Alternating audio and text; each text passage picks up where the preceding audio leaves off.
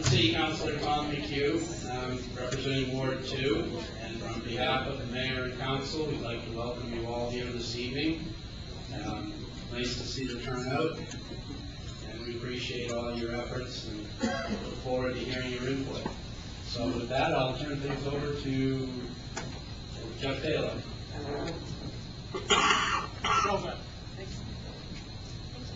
Well, again, thank you for coming out for this evening. This is the third public forum. There will be, I'm sure, a couple of public hearings as we finish the master plan process, probably sometime later this spring. But the focus of this evening's discussion is to talk about some of the economic development analysis and some of the economic development recommendations. By way of further introduction, I am Jeff Taylor, and I have been heading up the team that has been working with the Berlin Master Plan Steering Committee that's been chaired by Fran Cuson and assisted with Pamela Flam. The folks working with me are Steve Whitman, who is filming us for the morning TV news show, I believe. Dick Gottschneider in the blue shirt is one of our principal speakers tonight. He is an economic development and real estate consultant from Durham, New Hampshire. We've had a number of folks from Plymouth State University working with us.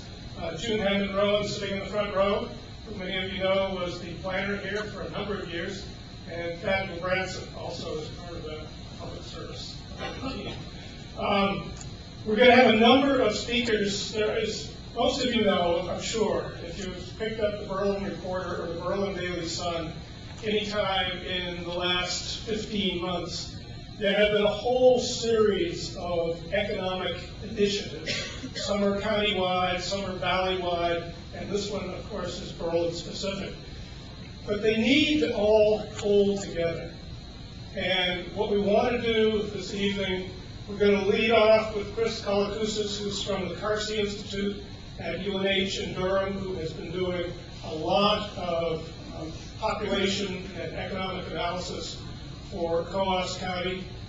Chris on my far left, on your right at the table there. Followed by Kathy Enigas from our post-White Mountains Community College here. Has been working with the Coos Economic Action Plan, and she will share some of the insights, and particularly how those relate to Berlin. Kathy Conway with the Northern Community Investment Corporation is going to be talking about the Coos branding project and its relations to Berlin. And then Dick will be our concluding speaker for this first part. But the real speakers that we need to hear from this evening are you folks. And the format that we have used in the past and we're aiming to use this evening is to break you into, we'll count up the numbers when we get there in 45 minutes, but probably into 2 or 3 smaller groups for facilitated discussion about the things that you have heard, things that you like about what you have heard, things that you think are missing.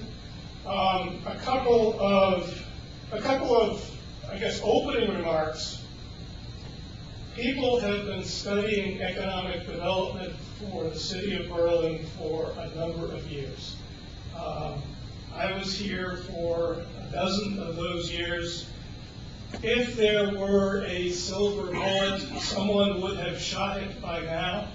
So what we're talking about is a number of steps that collectively we think will improve the situation.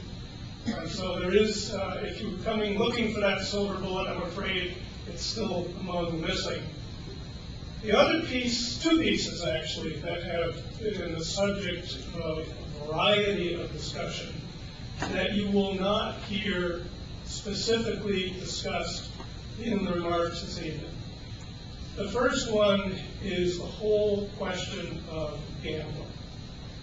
I have had proposals sent to me by citizens in the area, ranging from creating a world-class casino on the top of Mount Forest, accessed by some type of tramway, to some much smaller sort of boutique-style gambling facilities that they have seen in other locations. Boutique facilities where perhaps in a section of town, perhaps Main Street, perhaps part of the downtown, all businesses are allowed to have some limited number of gaming facilities.